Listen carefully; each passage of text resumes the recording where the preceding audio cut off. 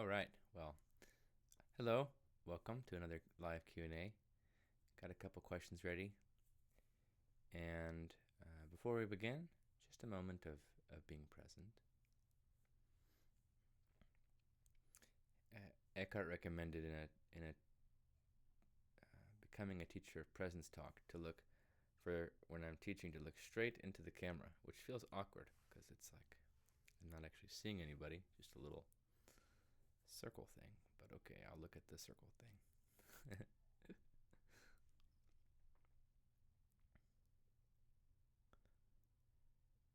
And just feeling ourselves kind of slowing down,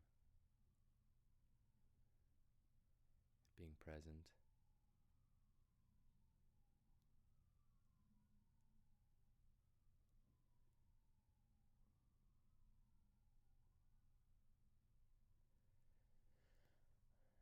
Enjoying a conscious breath, conscious moment.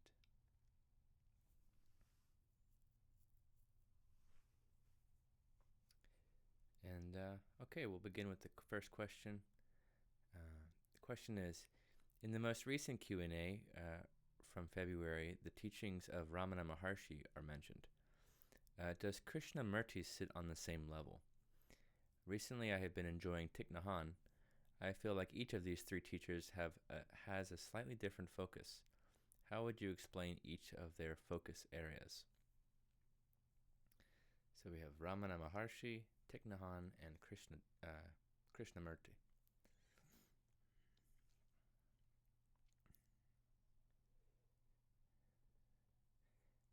Actually, was after this question, I was inspired to look a little closer at Krishnamurti because I've read a book of his and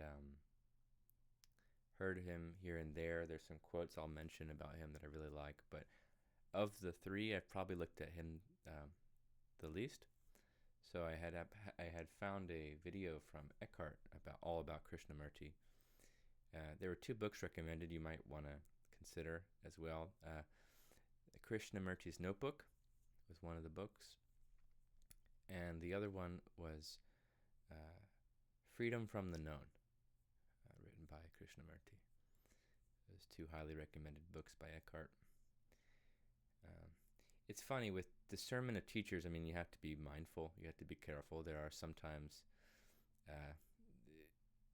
false teachers, right?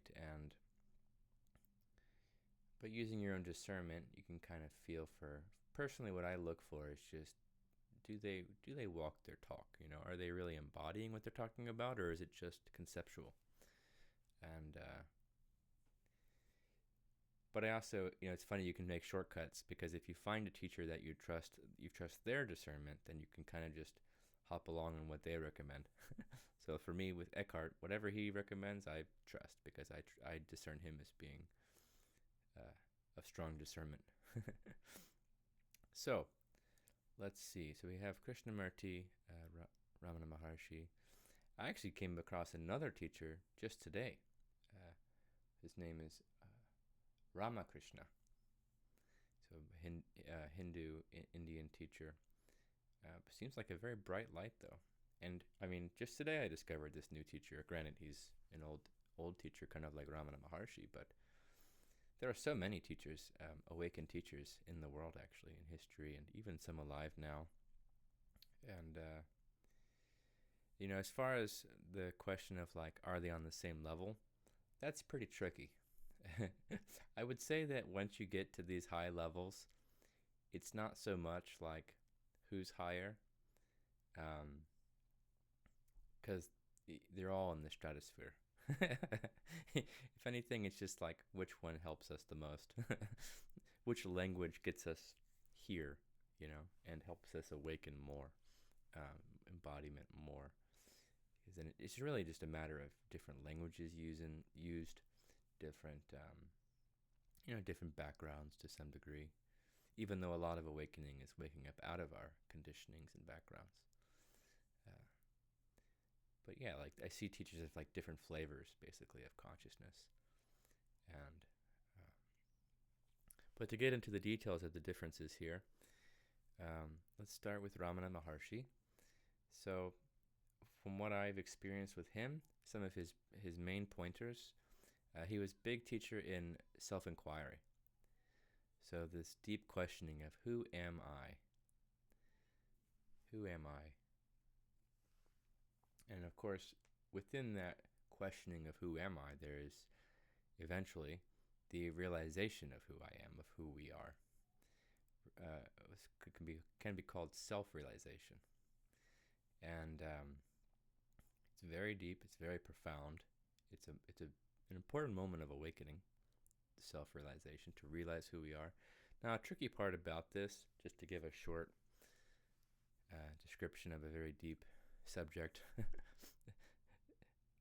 Essentially, what we are realizing is who we are beyond the mind, beyond this thinking mind, the thinker, the voice in the head. It's silent presence. I've talked about it a little bit in past Q&As, right? It's kind of a main subject in awakening, because what are you waking up to? Well, you're waking up to who you really are, your true self, your divine nature, your essence, all kinds of words. But your true self, your presence, that's a word I like to use. Your presence is beyond the thinking mind. But when we ask the question, who am I? What usually comes in is lots of thoughts, answers, ideas, labels, memories of past, where all our identity gets wrapped up in all this different stuff. So being able to step back and look at where is my identity, basically? Where does it land throughout the day as I'm interacting? What's underneath the motives of my actions and so on? And yeah, it's a very powerful practice to inquire about the self. Another big thing that I attribute to Ramana Maharshi is cessation of thinking. A student of Ramana asked him, what's a way to measure progress in spiritual practice? And Ramana said, the degree of cessation of thinking. And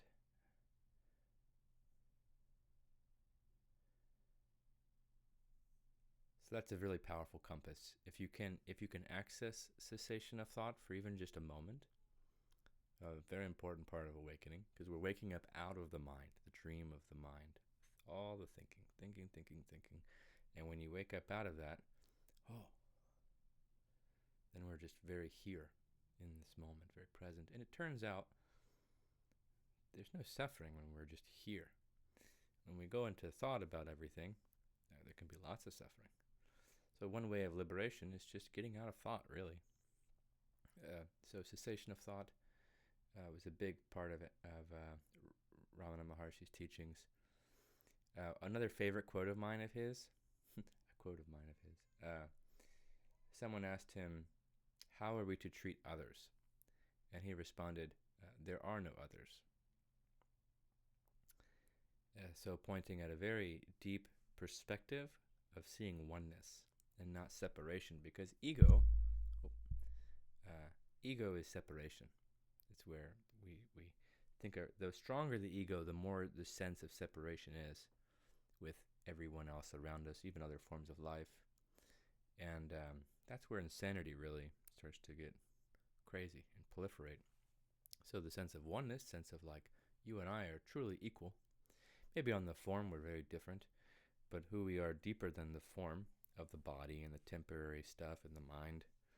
Who we are deeper is actually exactly the same. Is the self. It's actually, when Namaste, the light in me recognizes the light in you. Really what I feel this is meant to point to is that recognition of self. It's like, oh, hello, self. Hello, presence within, beyond your form and my form. So another, very profound teaching. He also is kind of, I guess you could say, almost put into the box of Advaita Vedanta, which is a non-dual philosophy in the Hindu realm. I find it kind of a paradox to even put labels on non-dual teachings, because it's the nature of the mind to use labels and boxes and stuff.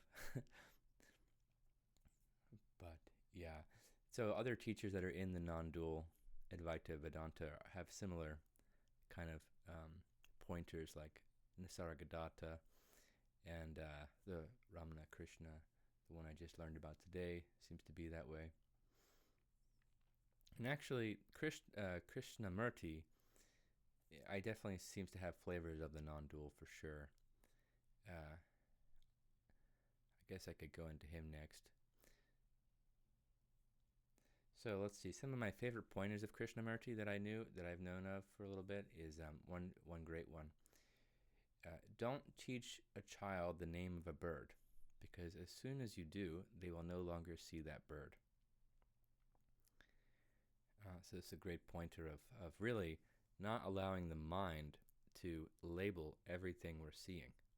Because as soon as we think, we add a label to the observation of sight, we lose that pure, curious awareness, the sense of wonder and awe that comes from the childlike presence that's in the unknown space. So just like, that book he wrote, suddenly, Freedom from the Known. That's the name of the book. I haven't even read it yet, but you can hear in the title, Freedom from the Known.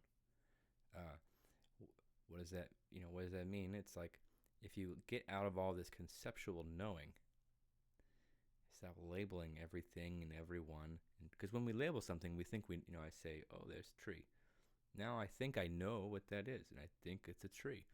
And then it loses its magical quality, because in fact, Eckhart calls it, like, it deadens the tree when we label objects or people, because that edge of the mystery and the interest and the sacredness gets really diminished by that label of tree, which is just a human mind-made word. A tree really isn't actually a tree. It's just a word we agreed to use to point to the tree.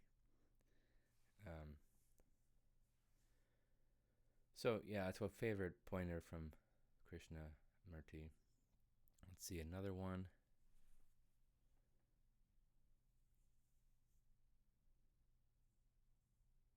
Well, one thing I attribute to him, I remember him saying somewhere, is that all the secrets that we need are hidden in nature. So if we can be really present in nature,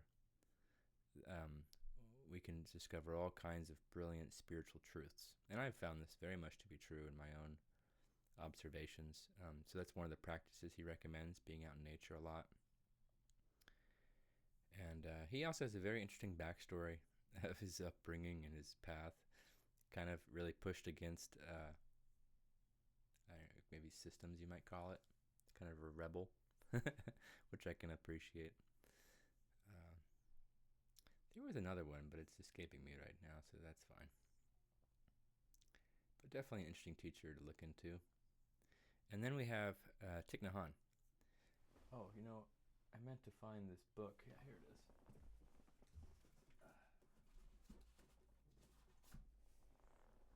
Oh, funny side note. I went to the mall yesterday, and I forgot that my girlfriend told me I shaved my own head the other day, and I never really checked if I got it all done on the back. And I found out that no, that was not the case. And you can see where I missed it.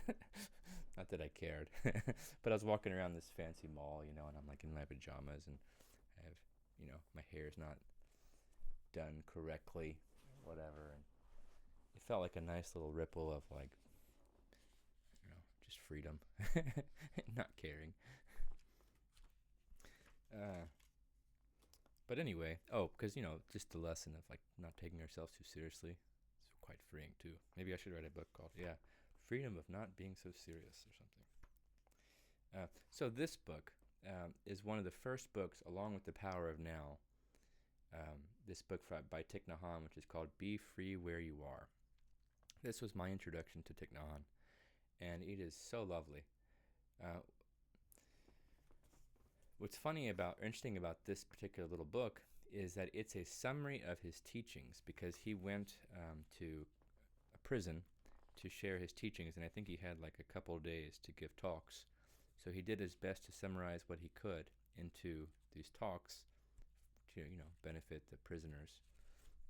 and be free where you are. They were technically in prison, but he was still offering them freedom, a much more important freedom, internal freedom. And so, yeah, this is a really powerful book to check out within his, if you would like to get a summary of his work. Some of the lessons that I really stood out for me that were very helpful. One was anger. When I was first waking up, I had a lot of anger, a lot of resentments and stuff in my past that I had not found forgiveness of, including myself and then plenty of other humans, I had tons of anger. And he has some really beautiful pointers on how to care for the anger. He has a very compassionate energy in being present with the anger and caring for it, sort of like sitting down, have tea with your anger. It's kind of his his wise approach, and that gentleness, very healing. Another thing that I found really powerful about his teachings is, I believe they're called gathas. They're these little, almost like mantras of practice. And let's see. Well, I can't find one at the moment, but they're in here. Oh, here it is. I'll read you one real quick. It's really meant to be done in meditative practice. But he says, breathing in, I know I am breathing in. Breathing out, I know I am breathing out. Breathing in, I notice that my in-breath has become deeper. Breathing out, I notice that my out-breath has become slower. Breathing in, I calm myself. Breathing out, I feel ease.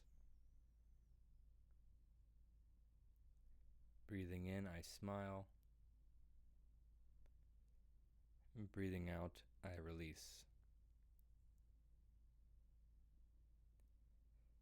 Breathing in, I dwell in the present moment. Breathing out, I feel it is a wonderful moment.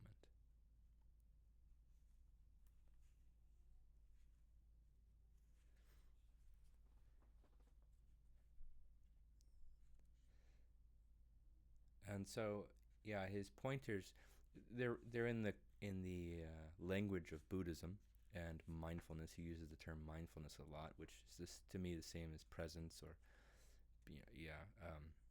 it's very much the same in awakening. It just uses much different, some different terms. And let's see, another thing I attribute to him, well, within the breathing practices, is that practice of conscious breathing, of just bringing attention to the breath quite often throughout the day. Very powerful practice.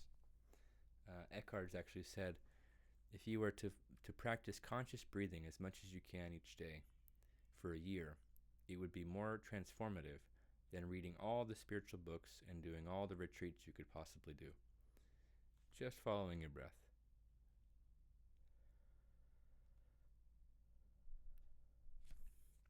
And so Thich Nhat Hanh has a lot of emphasis on mindful breathing is what he calls it. But yeah.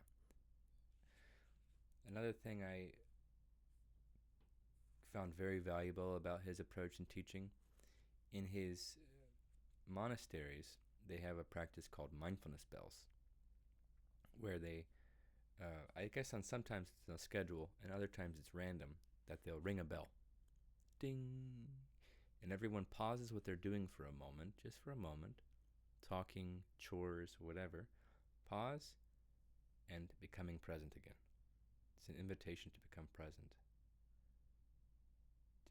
And really to come back to what's most important, which is our spiritual practice, our state of consciousness, our connection to presence.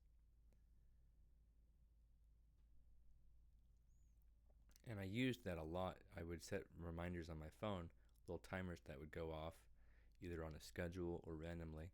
And every time I'd hear that ding, whether I was at work or wherever I was, it would be a little reminder of like, hey, come back to your practice, come back to the present.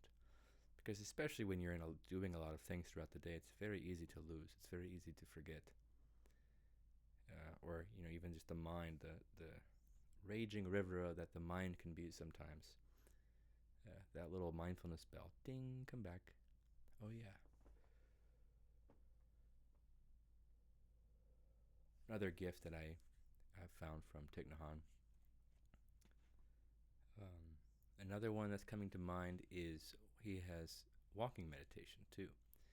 I went to this group meeting, an in-person group meeting for Thich Nhat Hanh, and I joined them, and one of the practices was the walking meditation, and they walk very, very slowly. And it really makes you get into your body, and also notice any feelings of urgency that we tend to have lingering in our body and in our being, sense of moving, go fast, and so on. When I was first doing it, I was just like, oh, we're going really slow. And then I could feel a little bit of impatience. And then, okay, be fully in each step. And it's also, you could say, a way of practicing moving meditation, like yoga, walking meditation, that we can find and rest in this inner stillness even when physically we're moving. We don't actually have to sit upright, eyes closed, to find stillness. We can live in stillness. And so walking meditation is kind of a nice way to practice that. Ideally too, you're just in the step. You're not thinking about anything in particular. And so, yeah, all three of these teachers, I feel, are very, very deep, worth exploring, and just seeing what you resonate with, what you find helpful. There's other teachers too, but the three there that were asked about. Hopefully that's a nice little summary.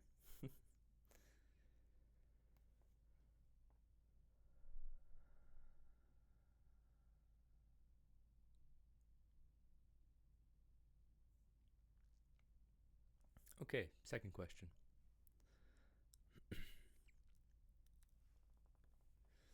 All right. So just finished the second Q&A. The moment of peace at the end had a very deep reaching quality to it, one that I seem only to reach when guided. Perhaps I strive too much for it at other times, and mine gets in the way. I still feel that peace as I write this note. Technically, this wasn't a question, but I thought it was a great subject to talk about.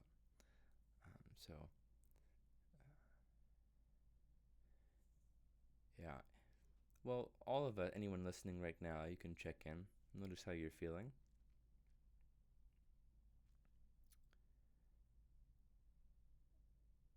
Just being aware.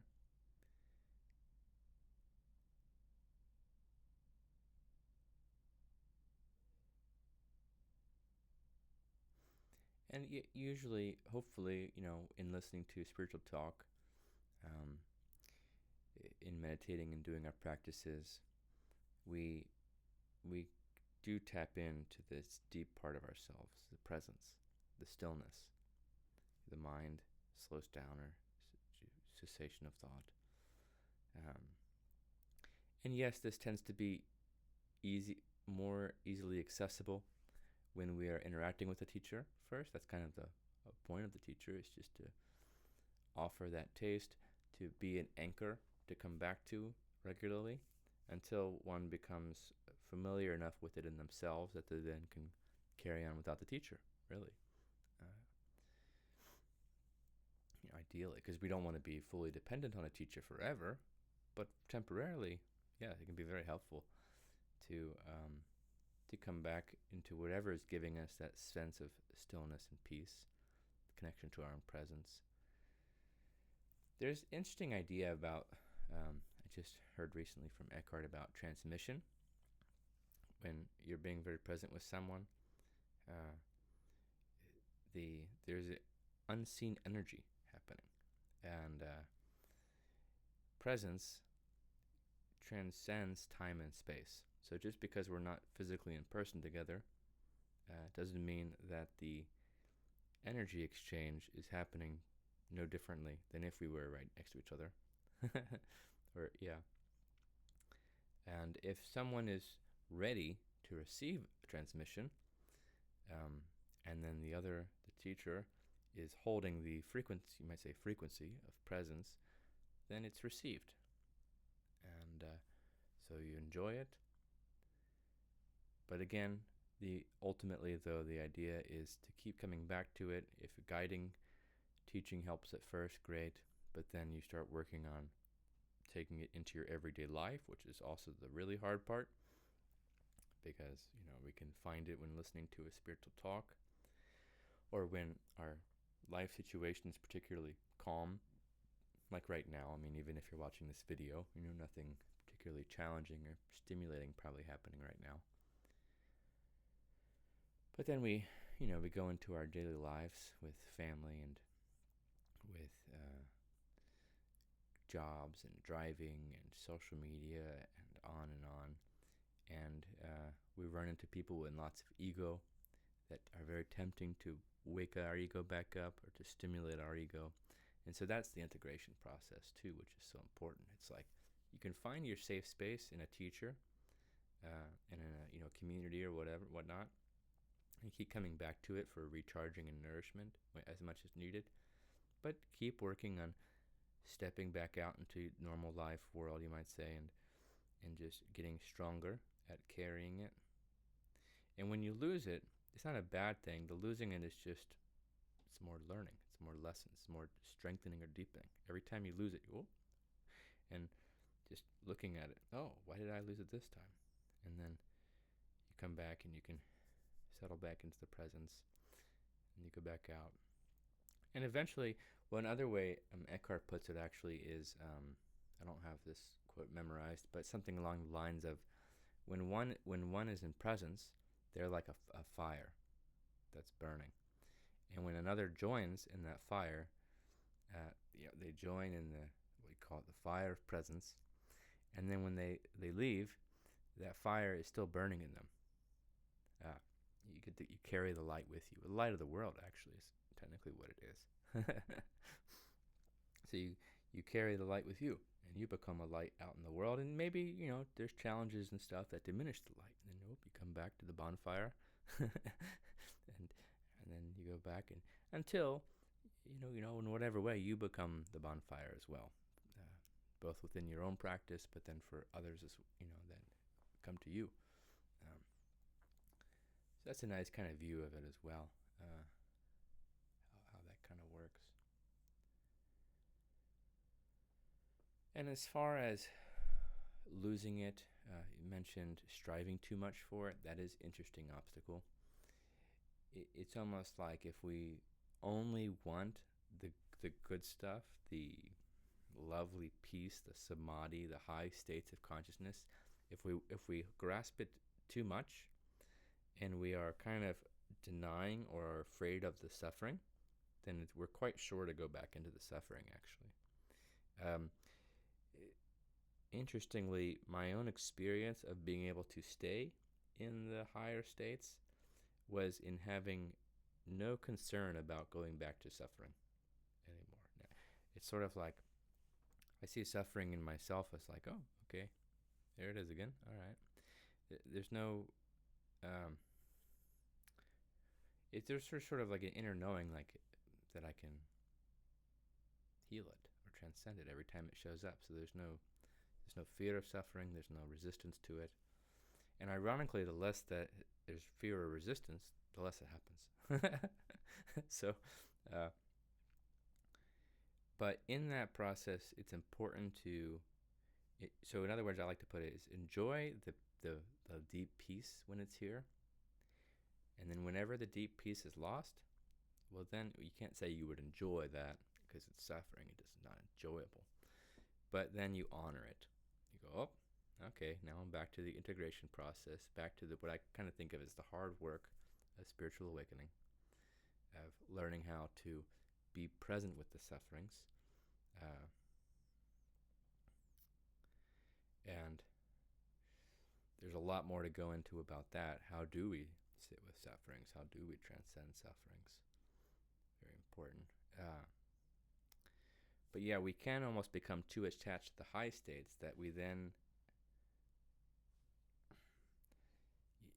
we resist or we deny the lower states, and ironically that gives those lower states more power, basically. And then the other thing you mentioned is the mind gets in the way. Yes, this is one of the main causes, honestly,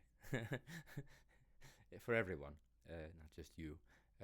But the mind being busy is one of the main causes of losing our connection to presence. Because, as was mentioned earlier, right, with like Ramana Maharshi's teaching about liberation, is liberating out of the mind. Just a moment of, okay. I don't need to think about anything right now. And it feels lovely. But then we go back into our daily life, and the mind comes back in, and we're thinking about what's going to happen tomorrow, and what happened yesterday, and the drama with this person, and the thing we saw on the news, and the mind just carries us away. And the more the mind carries us away, the more the light diminishes, the sense of peace diminishes. So yeah, the mind is quite often actually the reason that that deep peace starts to get diluted or disappears completely. So in what you can do with that though is to notice. Whenever you can notice the mind is running around and it's not doing anything useful for you or helpful, it's unnecessary thinking. Even if you can't quiet that down, just noticing it is increasing your presence power, your connection to presence, because that noticing, the part of you that is noticing, is the part of you that's actually free from it. And but you have to build that strength in that inner awareness of the mind, and then you can start to sort of play with an off switch. You see the mind is doing its dance, and then you just shoop,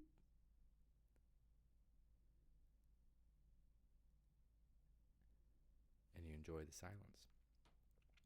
Now, a funny thing I came to realize after a couple of years of practicing a lot of this, though, was that on one end, I wanted freedom from the mind. I wanted progress in my spiritual practice through cessation of thought, no mind, that kind of stuff. But what I came to realize is that I didn't find silence very comfortable. And that's not going to work well if you want to quiet the mind, because quieting the mind is supposed to end in silence. That's silent mind. Then there's just silence. So it's important to see, though, if you're comfortable in the silence. Because if you're not comfortable in it, then what you're trying to land in isn't going to be pleasant when you get there. And this is part of why the mind comes rushing back in all the time. Because even though we want freedom from suffering and so on, it's like we have a moment of silence, and then we feel uncomfortable. And the mind comes in to make us comfortable again. Because it's like, oh, don't worry, I'll fill up the awkward silence or the scary silence or the painful silence, whatever it might feel like. So it's also important to sit in silence, both externally, but even more so internally. And when you find the silence to be really nourishing or blissful or liberating, well, that's a good sign because then you're gonna invite the silence more, and you're gonna be more willing to stay in it rather than allowing the mind to just come right back in and fill up the silence again. But as I like to also point out, not all thought is bad. It's just getting out of and rid of the unnecessary toxic thoughts, the unconscious thoughts. Those are worth getting rid of. And you can still have just some thoughts here and there that are harmless, or I was setting up this video right before the talk, and I was kind of mumbling to myself, and just, oh, I need to do this thing, I need to do that. This is fine. It was nothing, suffering for myself or anyone else. But yeah, all the negative, especially like the fierce judgments we have, or when the imagination runs into all kinds of crazy stuff, these type of mind activity, be very mindful, aware of, and ideally, it's like there doesn't always have to be mind activity.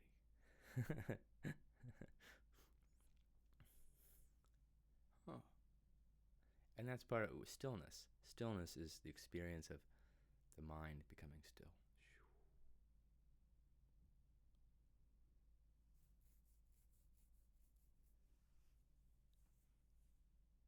Oh, another fun thing about this piece, because this person mentioned, I still feel the peace as I write this note, which is great. That's a good sign because it means that the presence was ignited and then it stayed even after the talk. This is awesome. But what I find interesting about this piece is I like to hold it in a way of like, I really don't know just how deep it goes. Because in my years of practicing, I find it fluctuates. Right now, I'm actually feeling a very strong bliss. I would describe it as blissful feeling. But it's sort of like if I think I know like what peace is or what these high states are, it's kind of like labeling the bird. If I label the bird, I stop being able to go further. So even with the sense of like profound experience, enjoy it. Maybe don't even try not to let the mind capture it too much, because then it can go even deeper. There have been experiences that, I mean, the deep experiences don't really have words anyhow, but like when I would have thought peace or bliss or some lovely state couldn't go any deeper, and then, I don't know, by a combination of surrender and such, suddenly goes deeper. Like, whoa, it goes even deeper than that? Whoa, it's that kind of wow. So, a fun thing to consider too with the piece. Not that we want to seek anything beyond what's happening now, because present moment very important. But it's also nice to consider or to remember, like, we don't know what peace is. We don't know what presence is, in the sense of allowing it to go even deeper than whatever we've previously experienced.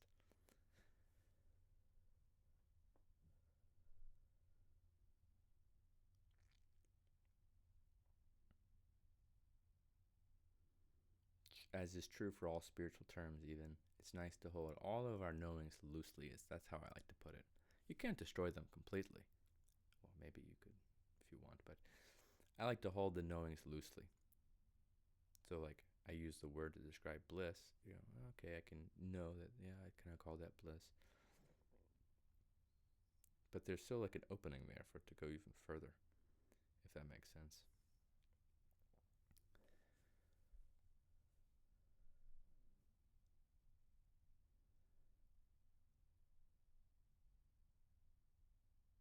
Another important part of cessation of mind is it truly is a space of not knowing. As I'm talking, I don't know what I'm going to say next. Like, I really mean it. But there's a feeling of, there's like a feeling of readiness, a trusting feeling of like, what I need to say will be said. So, but as we go through our lives, there's a lot of moments where we don't really need to conceptually think and know what we're doing in order to do it effectively or skillfully when I'm driving. I actually don't need to conceptually tell myself to turn right. If I'm being present, I just know I need to turn right because of where I'm going. And I don't even need to think of where I'm going. It's a strange thing, but you can play with it in small actions. Or it sounds strange out loud, but you just know, going this way. Or you can simplify it and put on your GPS even. But yeah, this non-conceptual knowing, which the mind doesn't know what to do with that. What is non-conceptual knowing? All right, now third question. It says, hi, on a practical level, what form does your daily practice take? I don't practice daily, although I do spend some time in presence each day. However, I feel I'm really not doing enough if I want this to work for me.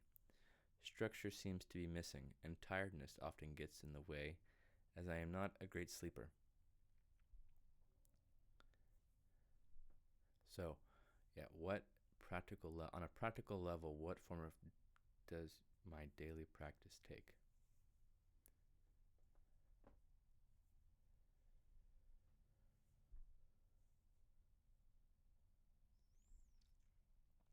Well, as of, let's say, today, I would say my practice is very simple, and it's not actually that structured. Because what I'd say my practice today isn't using a lot of mind. I kind of think of structure as in like scheduling, organization, plans. I do A, B, and C, and if this happens, I do D. That kind of structure organization. The mind loves that, and it's not all bad. But if in my daily experience, though, it is much looser than that. It's just, I guess you could summarize it, just being present right now. But within that, there's a lot. Also, in my, let's say, today's practice, there's mostly just an enjoyment of being present.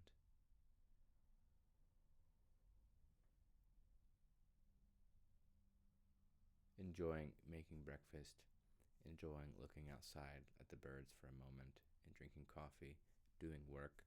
Right now, I'm enjoying this talking to the computer, and conceptually, I know I'm talking to listeners in the future that are watching this, and one that's here presently.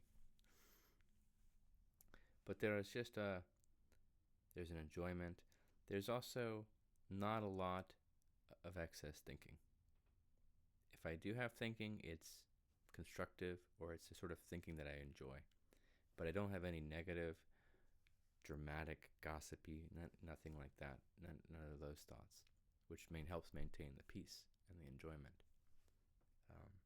In the body, quite often, there's just a sense of ease, or relaxed or something. So it's not that I'm really particularly focusing on a practice anymore. It sort of feels like I am the practice now. But for the questioner, I know they're looking for is what daily practices can they bring into their lives? And everything I've said so far probably wouldn't be that helpful. So I can share what I did in my past, which helped me to get to where I am now. And okay, so what did my daily practice used to look like? There was a ton, continuous thought observation practice. I mean, this is still turned on, but earlier it was a lot of thought observations of thoughts I realized I needed to work on or heal or transcend or get rid of. A lot of thought observation, negative judgments of others or of myself, sort of internal gossiping, complaining, all kinds of stuff, just mental clutter of sorts. So a lot of my practice was just being aware of all of those, catching them, and working with them. Another big part of my practice on the flip side, which you could say whereas more the meditative focus, was conscious breathing, noticing my breath, or bringing attention into the inner body, noticing the sensation of the body, enjoying it.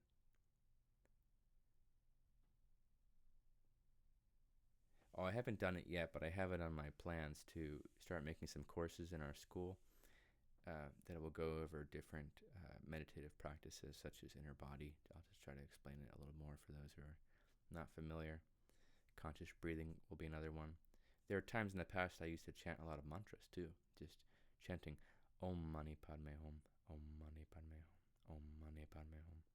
Just a sort of some kind of Sanskrit chant that could clear out a lot of that negative, unnecessary thought and replace it with something more valuable and profound.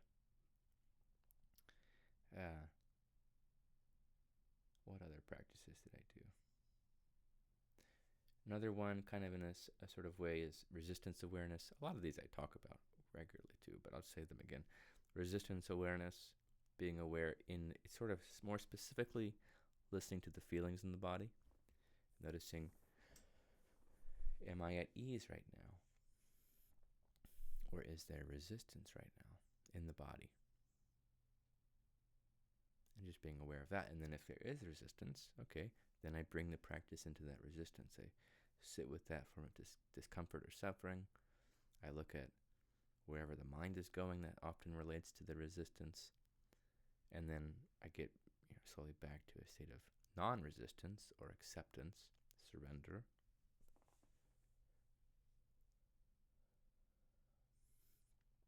There's more practice. There's lots of practices. The self-inquiry from the Ramana Maharshi mentioned earlier, this inquiry of the self, that's a very profound practice. I guess a lot of this came through just studying as well. But, the tricky part is I think the questioner is kind of hoping for, can I just have just tell me what to do throughout the day? Just give me A, B, and C, and I'll do that, and then I can be in deliberation, and it'll be nice. And that would be great if it was that simple, or that, you could just do it that, here's the 5 steps to enlightenment. I'd love to if that was possible. I try, but it's just so nebulous in some ways, and so intimately connected to what's going on in us subjectively in each moment that you really have to work with. And that's really a fundamental of what daily practice looks like, is being present with ourselves right now. And then when we lose this now, we come back to it. We lose it again, and we come back. So being present, unfortunately, the whole being present has kind of lost its power because it's become such a popular thing. We've heard it a million times. Be in the present moment. It's sort of like, the term God is dead. It's not that God consciousness is actually dead, but that the word God has been so used and misused and overused that it loses its ability to effectively point at what it's meant to point at. That's part of the reason I prefer consciousness, because to me it's a much fresher, less baggage than a more of a religious word like God, although it's really the same thing. But my point here is even present moment's kind of lost some of its its potency because it's used so much.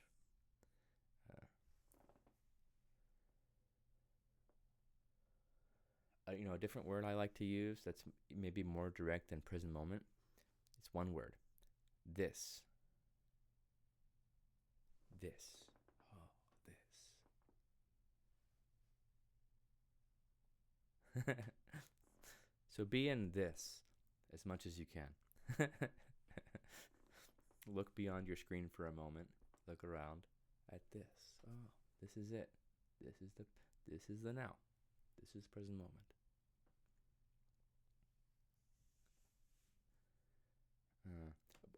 But then the other layer of this is this internally. What's going on in the mind, what's going on in the feelings, and even deeper, who am I? Who am I in all of this? Right?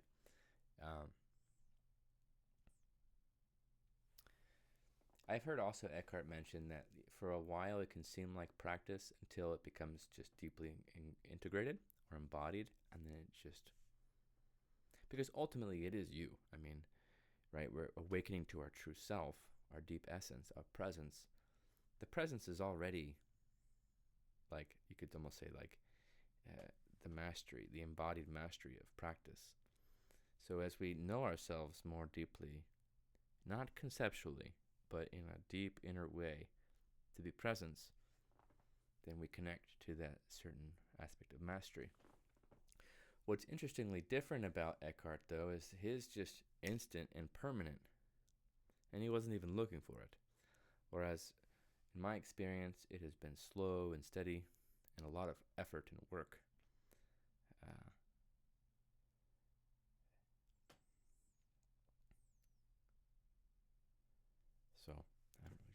it is. We have to work with what we get. I mean, I think for anyone here, anyone who needs to ask a question, it means you're not in the instant permanent. So we're on, you're on the slow and steady path like me. And that's beautiful. I mean, that's still very important, very sacred, and helpful for the collective.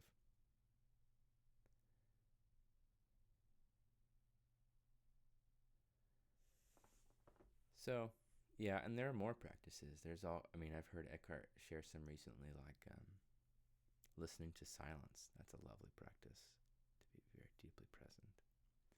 Or sitting with death. That's a big one.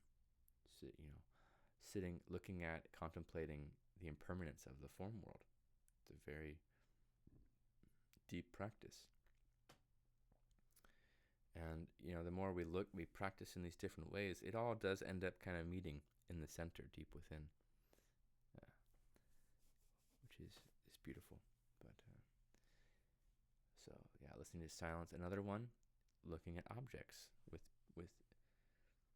complete attention. I could look at my microphone for a moment. Complete attention and no thinking.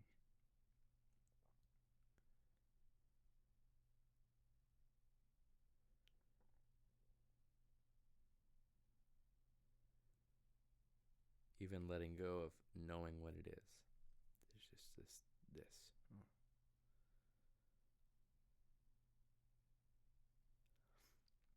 That can be a powerful practice. So many things.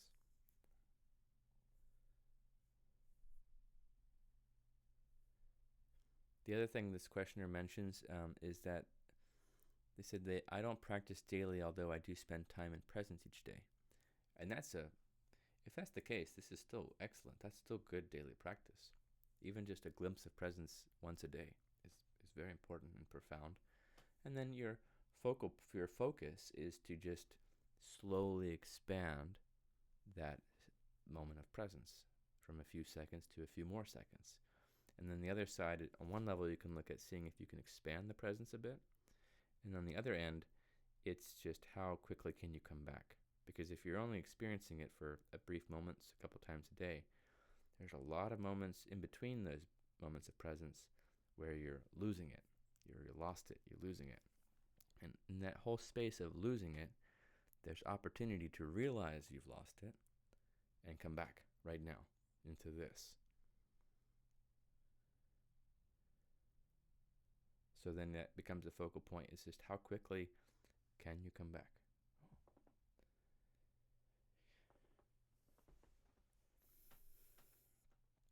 And you come back and you come back and come back a trillion times. And then you start to realize, oh, I don't lose it as much anymore. This is nice.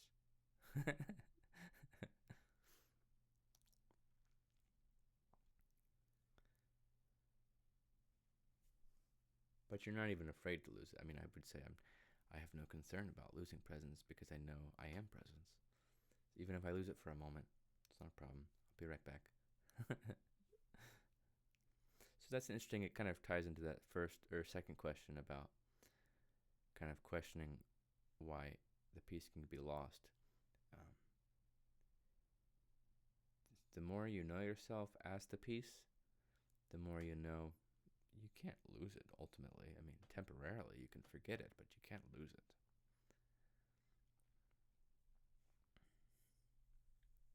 Because you can't lose yourself. You can forget yourself, but you can't lose yourself. Even in death, you can't lose yourself. Interesting thing. The true self. Now, the ego self needs to die. That's important part of finding the true self.